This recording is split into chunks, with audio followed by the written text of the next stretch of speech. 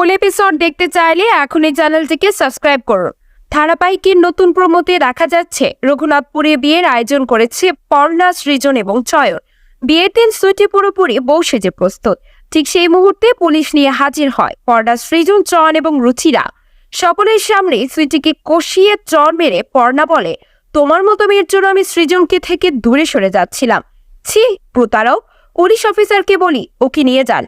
এরপর এক মহিলা পুলিশ অফিসার সুইটির হাত ধরে তাকে টেনে নিয়ে যায়। রঘুনাথপুরের লোকেরা চমকে ওঠে এই দৃশ্য দেখে, আর তাদের ভিড়ের মধ্যে দাঁড়িয়ে থাকে মৌমিতা ও অয়ন।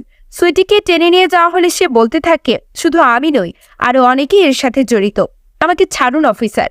তবুও অফিসার তাকে টেনে নিয়ে যায়। তখন পর্ণা বলে উঠে, এক এক করে সবার মুখোশ খুলবো। এই কথা শুনে ভয়ে কাঁপতে থাকে মৌমিতা ও অয়ন। এই ছিল আজকে নতুন পর্বের ঝলক। পরবর্তী পর্বের জন্য অবশ্যই আমাদের সঙ্গে থাকুন। ধন্যবাদ। ফুল এপিসোড দেখতে চাইলে এখনই চ্যানেলটিকে সাবস্ক্রাইব করুন। ধারাবাহিকের নতুন প্রমোতে দেখা যাচ্ছে রঘুনাথপুরে বিয়ের আয়োজন করেছে পর্ণা, সৃজন এবং চয়ন। বিয়ের দিন সুইটি পুরোপুরি বউ সেজে প্রস্তুত। ঠিক সেই মুহূর্তে পুলিশ নিয়ে হাজির হয় পর্ণা, সৃজন, চয়ন এবং রুচিরা। সকলের সামনে সুইটিকে কষিয়ে চর মেরে পর্ণা বলে, তোমার মতো মেয়ের জন্য আমি সৃজনকে থেকে দূরে সরে যাচ্ছিলাম।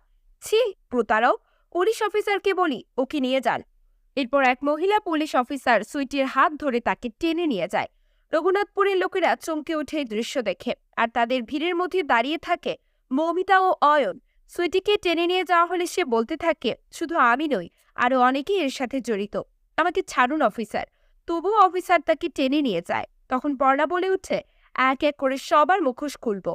এই কথা শুনে ভয়ে কাঁপতে থাকে মৌমিতা ও অয়ন। এই ছিল আজকে নতুন পর্বের ঝলক। পরবর্তী পর্বের জন্য অবশ্যই আমাদের সঙ্গে থাকুন। ধন্যবাদ।